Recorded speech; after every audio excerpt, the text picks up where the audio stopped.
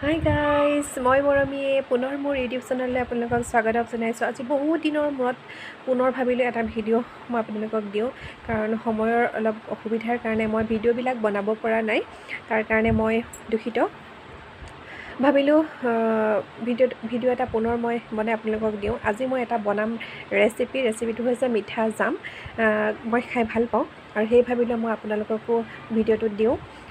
আপোনালোকেও বতৰৰ বস্তু ব্যৱহাৰ কৰি আপোনালোকেও ঘৰতে ধুনীয়াকৈ এটা মিঠা জাম বনাব পাৰিব, খাব পাৰিব। সেয়ে তাৰ প্ৰয়াসেৰে মই আজি আপোনালোকলৈ এটা নতুন ভিডিঅ' আগবঢ়াইছোঁ।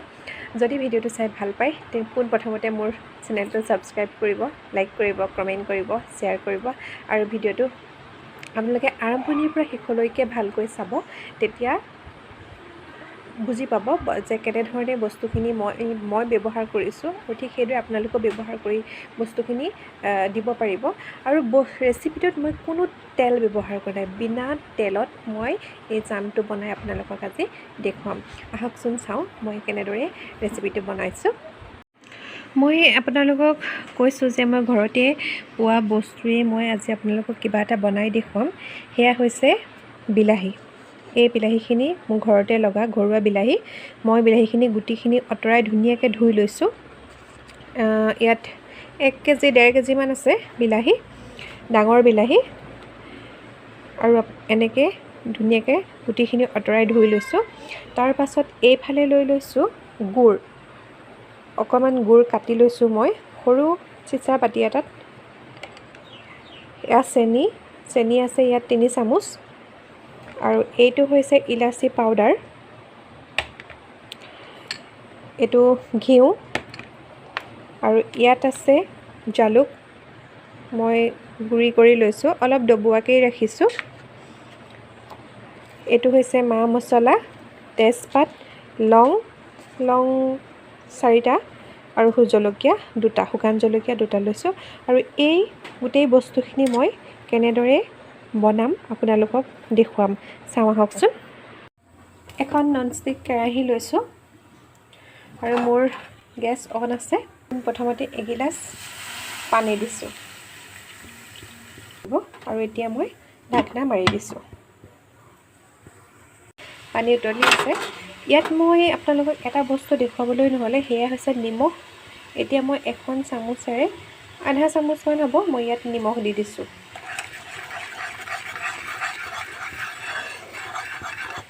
নিমখখিনি গোল খাই গৈছে। নিমখখিনি গোল খাই যোৱাৰ পাছত মই ইয়াত এতিয়া দিম কাটি লোৱা সেই বিলাহীখিনি। দি দিছোঁ। এতিয়া অকণমান লৰাই দিছোঁ যাতে নিমখখিনি বিলাহীখিনিত, নিমখৰ পানীটো সেই বিলাহীখিনিত সোমাই যায়।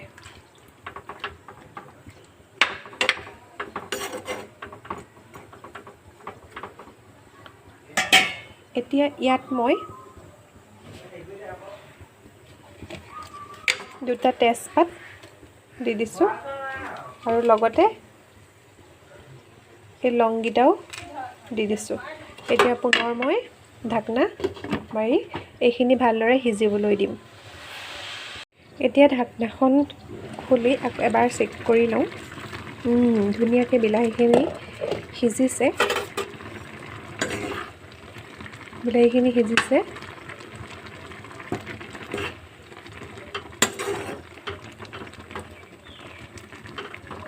এতিয়া ইয়াত মই শুকান জলকীয়া 2টা দি দিছোঁ আৰু ইয়াত এতিয়া মই দিম চেনি। প্ৰথম মই চেনিখিনি দি লৈছোঁ আৰু এতিয়া ইয়াত দিম মই গুড়।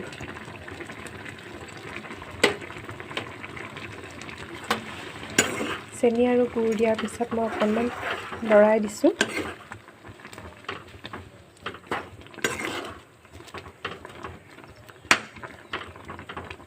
এতিয়া পুনৰ মই ঢাকনাখন মাৰি দিম।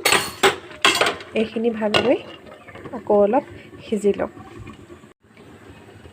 3-4 মিনিট উতলাৰ পিছত এতিয়া পুনৰ মই ঢাকনা খুলিছোঁ। দেখিছে পানীখিনি শুহিব লাগিব আৰু পানীখিনি এইটো কাৰণেই দিয়া হয় যাতে ভালদৰে বিলাহীখিনি সিজি যায় আৰু ইয়াত যাতে কোনো টান হৈ নাথাকে, নহ'লে কিছুমান বিলাহী অলপ কেঁচেলোৱা নিচিনা হৈ থাকে, গতিকে কেঁচেলোৱা যাতে হৈ নাথাকে সেইটো ওপৰত লক্ষ্য ৰাখি পেলাই আপুনি পানীখিনি দিব লাগিব। আৰু মইতো 1.5 কেজিমান বিলাহী লৈছোঁ, গতিকে সেইকাৰণে মই 1 গিলাচ পানীয়ে দি দিছিলোঁ।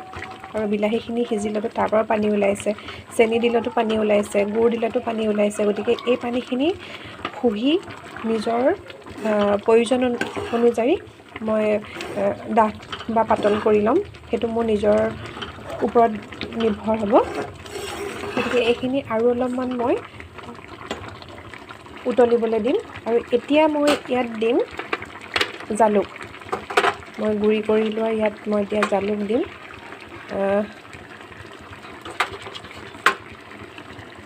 2-3 চামুচ মই ইয়াত জালুকৰ গুড়া দিছোঁ। আৰু জালুকৰ গুড়াখিনিৰ লগতে মই জালুক বেছি দিয়া নাই, 3 চামুচ দিছোঁ।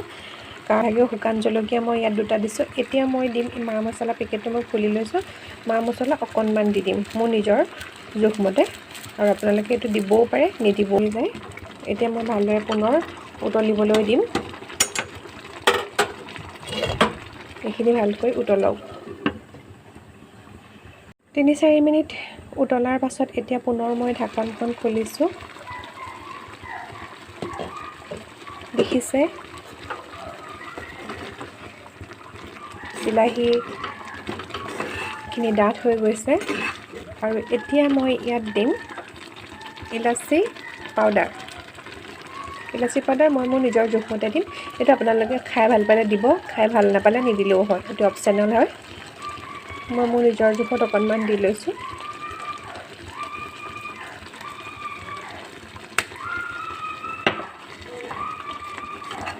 লৰাই দিছোঁ, মোৰ ইলাচি গোন্ধটো ভাল লাগে সেইকাৰণে মই দিছোঁ, যদি আপোনালোকে বেয়া পায় নিদিব।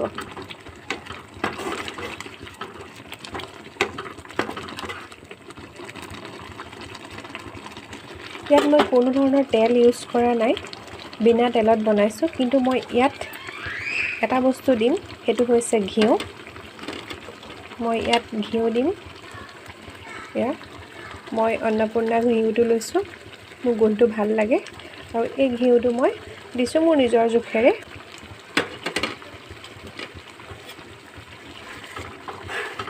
এতিয়া মই লৰাই দিছোঁ, কাৰণ মোৰ বিলাহীৰ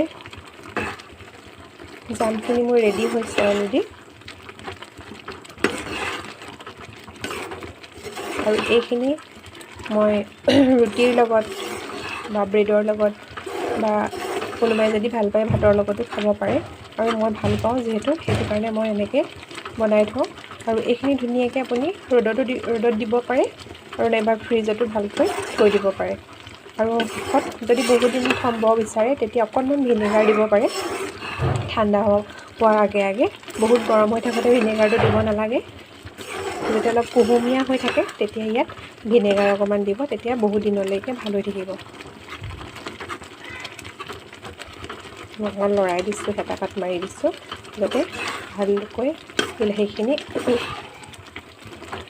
সিজি যায়। দেখিছে মোৰ ডাঠি হৈ গৈছে, হেতাত প্ৰায় লাগি গৈছে। ভালকৈ বটলত ভৰাই থ'ম। গোটেইখিনি দিয়াৰ পাছত মই 5 মিনিট সময় উতলিবলৈ দিছিলোঁ। এতিয়া পুনৰ ঢাকনাখন খুলি দেখুৱাইছোঁ। কিনাখিনিতকৈ বহুত টেষ্টি হ'ব, আৰু এইদৰে আপোনালোকেও বনাব। হৈছে পূৰা পাৰফেক্ট হৈ গ'ল। আৰু ইয়াত মই গেছ অফ কৰিম, কাৰণ এইখিনি ঠাণ্ডা হৈ গ'লে আৰু বেছি ডাঠ হৈ যাব। এতিয়া মই এইখিনি ইমানতে সামৰিছোঁ। আৰু ঠাণ্ডা হ'লে ইয়াত ভাতৰ লগত, ৰুটিৰ লগত বা ব্ৰেডৰ লগত মই পৰিৱেশন কৰিম। এয়া মোৰ ৰেডি। আৰু এতিয়া মোৰ গেছ অফ। ঠাণ্ডা হৈ গৈছে, সেয়া দেখিছেনে কি ধুনীয়া ডাঠ পাৰফেক্ট জাম ৰেডি। আৰু ইয়াত এতিয়া মই অকণমান ভিনেগাৰ ইউজ কৰিম। এয়া ভিনেগাৰ, মই ইয়াত অকণমান ভিনেগাৰ দিম, 1 চামুচমানৰ জোখত দিম, কাৰণ বস্তুটো যাতে বেয়া হৈ নাযায় সোনকালে থাকিলেও। এতিয়া মই ভিনেগাৰকণ দি ভালকৈ লৰাই লৈছোঁ।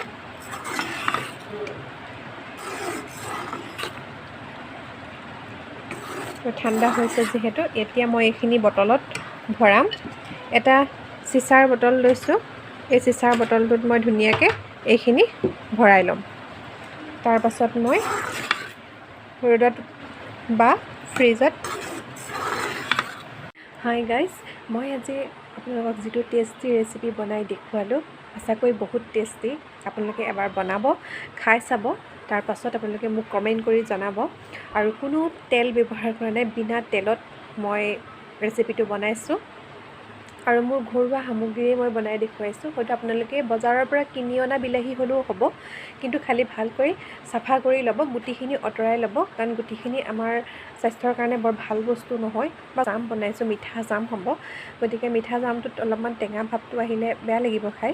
গতিকে আপোনালোকে গুটিখিনি আঁতৰাই ধুনীয়াকৈ পৰিষ্কাৰ কৰি ল'ব। আৰু ভিডিঅ'টো যদি চাই ভাল পালে লাইক কৰিব, কমেণ্ট কৰিব, শ্বেয়াৰ কৰিব, ছাবস্ক্ৰাইব কৰিব আৰু মোৰ এই নতুন ইউটিউব চেনেলটো আগুৱাই যোৱাৰ ক্ষেত্ৰত আপোনালোকে সহায় কৰিব। আৰু যদি খাই ভাল পায়, যদি কোনোবাই বনাই খাই যদি ভাল পায়, তেতিয়া মোক জনাব। আৰু ইমানেই ক'বলগীয়া। যিহেতু পুনৰ লকডাউন আৰম্ভ হ'বৰ সময় আহি পৰিছে, কাৰণ কৰোণা কেওফালে বৃদ্ধি হৈছে। গতিকে আমি যিমান পাৰোঁ নিজৰ ঘৰুৱা বস্তুৱে খাবলৈ চেষ্টা কৰিব লাগে। নিজে ঘৰতে বনাই ধুনীয়াকৈ খাব পৰা যায়। সেয়ে ভাবিলোঁ মই খাই যেতিয়া ভাল পাইছোঁ, গতিকে মোৰ নিচিনাকৈ আন 10জনেও হয়তো ভাল পাব, সেই ভাবি আপোনালোকলৈ মই ভিডিঅ'টো আগবঢ়াইছোঁ। আপোনালোকে খাই চাব আৰু যদি ভাল পায় মোক কমেণ্টত জনাব। বাই।